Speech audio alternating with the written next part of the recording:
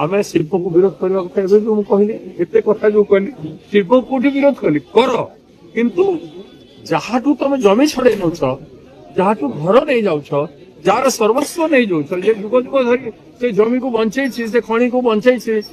पाखे तार रहीबार अधिकार अच्छी घर परिवर्ते घर दियो तार जीविका परिवर्ते जीविका दियो तार आइडेंटिटी से हकदार ये भूमि पृथ्वी ये भूमि मातार ये भूमि ओडिशार ये भूमि प्रकृतिर से भूमि रे के 100 वर्ष रहीगला बेले कहार न जो मैंने टाउटर थे पटा कर पारे 20 वर्ष 10 वर्ष 30 वर्ष रही रियल एस्टेट ओनर मैंने केमिति पटा कर बिक्री कर गंध को पोती कर विभिन्न जगार आप सब सहर जातु देखिए आज भी कर सब जगार जार लोक अच्छी जार क्षमता सहित परिचय अच्छी से तार सब किसी लीगाली करनब एवं से कंपेनसेशन पाइब आज गोटे रेलवे लाइन जाऊे कि हाईवे जाऊँ आज जमी किणुंटे जानते रेलवे लाइन जीव कि हाईवे जीव से जमी किणी दौरान तार 6 मास पूर्व मसे 2 मास पूर्व और कंपेनसेशन ह्यूज नौ 2013 हिसाब किंतु गरीब लोक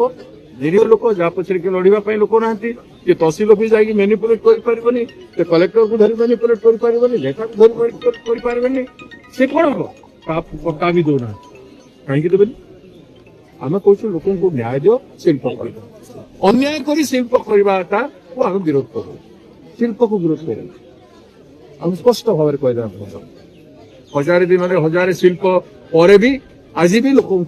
जो शिल्प है शिल्प जो मैंने प्रभावित थे आज भी न्याय मिलवार आवश्यकता अच्छे आम सरकार था कौन सरकार था कि राज्य में जिते शिल्प होती राज्य में जिते खनि उत्तोलन होती प्रभावित लोक न्याय देवाक पड़ो